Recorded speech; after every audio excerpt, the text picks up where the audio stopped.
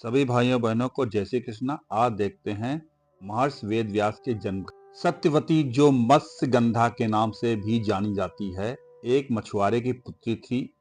एक दिन ऋषि पराशर नदी पार करते समय उनकी नाव से यात्रा कर रहे थे और आकर्षित होकर उनसे प्रेम करने लगे।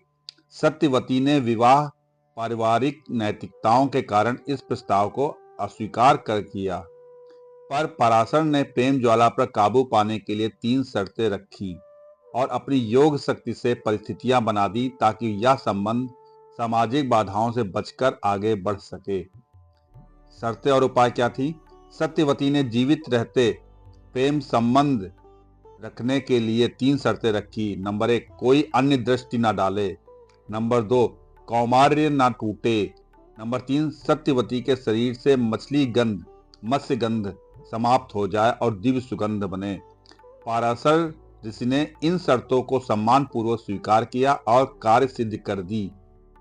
उन्होंने एक घना कोहरा बनाकर दृश्यता रोक दी, सत्यवती के कौमार्य को सुरक्षित रखा और उनके शरीर से आने वाली गंध को दिव्य सुगंध में बदला, जिससे कथा यात्रा के दौरान भी अनुकूल परिणाम बने रहें।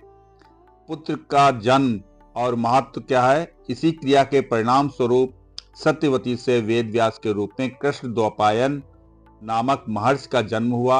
वे वेद संपादन, महाभारत, ब्रह्मसूत्र और भागवत जैसे बड़े ग्रंथों के प्रणयन के साथ साथ वेद विभाजन की महत्वपूर्ण भूमिका निभाते हैं। इस कथा के माध्यम से यह स्पष्ट होता है कि वेद विन्यास और महापुराणों के संकलन की आधार चेतना कैसे पैदा होती है और कैसे व्यक्ति परिश्रम और दिव्य कृपा से मिलकर इतिहास पुराण के घना ताना बाने को आकार देता है।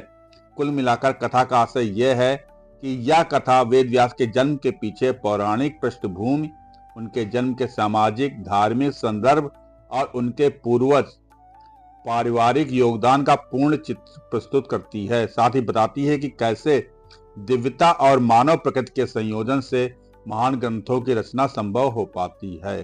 धन्यवाद।